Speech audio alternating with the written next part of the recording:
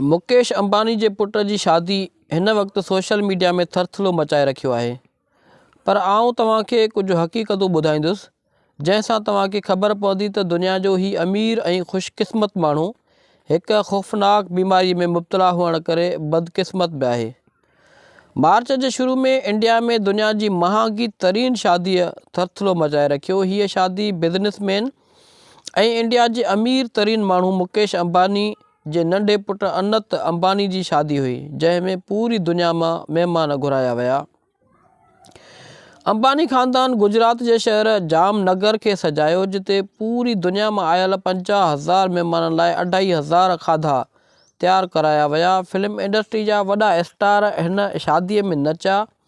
सभिनी महिमाननि खे दावत सां गॾु तोहफ़े में सोन जूं मालाऊं बि मोकिलियूं वयूं। दावत जा 3 ॾींहं हिक मख़सूस थीम रखी वई, जंहिं मूजिबि सभिनी महिमाननि खे करोड़े रुपयनि जा कपिड़ा उन थीम मूजिबि ठहिराए ॾिना विया। घोट अनंत अंबानी ऐं कुंवार राधिका मर्चेंट सभिनी जे निगाहुनि जो मर्कज़ रहिया।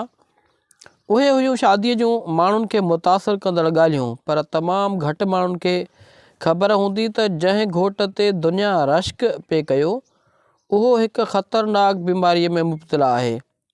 उन बीमारीअ में माण्हूअ जो वज़न बेइंतिहा वधियो वञे, उन करे ई थुल्हे बेडोले घोट सां गॾु नाज़ुक कुंवार ॾिसी सभु हैरान पए थिया। अनंत अंबानी खे शदीद क़िस्म जो दम जो मर्ज़ आहे, जंहिंजो इलाज आम दवाउनि सां मुमकिन कोन्हे। उनखे इलाज तौर स्टेराइड्स जी कार्टिज़न ॾिनी वञे थी। उन दवा सां माण्हूअ जी बुख तमामु घणी वधियो वञे ऐं उहो हाथीअ वांगुरु केतिरनि माण्हुनि जो खाधो खाई वञे थो।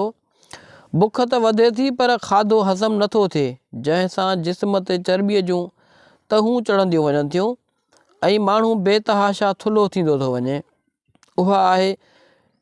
उहा आहिनि कुदरत जा राज़ त ख़रबनि डॉलर जो मालिक छोकिरो, जंहिंजो पीउ उन जे इलाज लाइ दौलत पाणीअ वांगुरु वहाए पोइ बि उहो मुकमिल ठीकु न थी हिकु ॾींहुं बि सिहत वारो गुज़ारे नथो सघे।